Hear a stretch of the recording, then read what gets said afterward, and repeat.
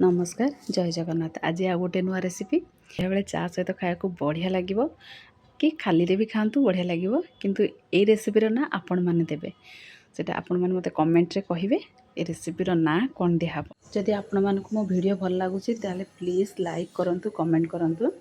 प्रथमे गोटे बाउल में मो मुग डाली नहीं ताकू प्रथमे भलक दी तीन थर कि धोईदेवे कहीं डस्ट गुड़ा लगी धोई सारापर 2-3 घंटा बतुरे देवे। ग्राइंडर जार से बतुरा मुग डालिक देवे और सुखिला लंका देके ग्राइंड करदेवे। तापर गोटे जगह मैदा आ गोलमरीच गुंड दरबटा गोलमरीच गुंड करते आ जीरा हेंगू टिके धला राशि कला जीरा आगे घी देकी आम खास्ता करने आम हाथ में घसीदेवे जमी चूड़ा घसा घसती सेमती घसीबे कि घीटा चारिआडे मिसीज। जो मुग डाल की बाटी थे अल्प अल्प देकी ताकू गोलेबे।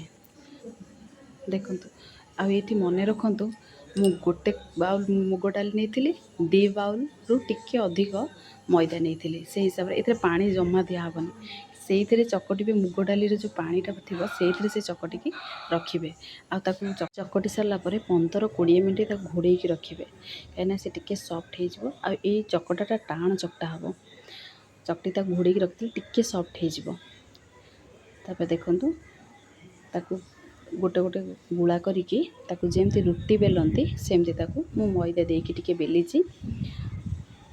कंटा चामच रे मु कणा कणा कर देछि नहले से फुली गले पूरी भाया हो तेन कंटा चामच से कणा कणा करके ग्लास रे ताकू कटिंग करछि। बेसी मोटा बेलिबेनी कि बेसी पतला बेलिबेनी आ जदि बेसी मोटा बेलिबे से भितरटा कौन कह कंचा रहा भाया क्रिस्पी हेनी आ बेसी पतला बेले पूरा पांपड़ भाया हो जमी मीडियम साइज बेलिबे। देखो ताकू मुझे देखी भी साइजटा केमी मोटा बेसी मोटा नुह कि बेसी पतला नुह देखो हाथ में देखा एवं गोटे गोटे कि छाणीमा तेल को बेसी गरम कर नथिबे मीडियम फ्लेम करिकी ताको हल्का उषुम होइतिबो पकेइबे आ बेसी जदि गरम होइतिबो ऊपरटा खाली पोड़ीजिवो आ क्रिस्पी हेबनी आ भीतर कंचालिया रहिथिबो। देखो ए मोर छाणी होगला आपको बेसी कड़ा करके छाणीबेनी कहीं टिके समय रहा पर सी आपे कड़ा हो। देखो हाथ में भांगिकी देखी आपन को साउंड होथबो केते क्रिस्पी होती। वीडियो भल लगुच लाइक शेयर सब्सक्राइब।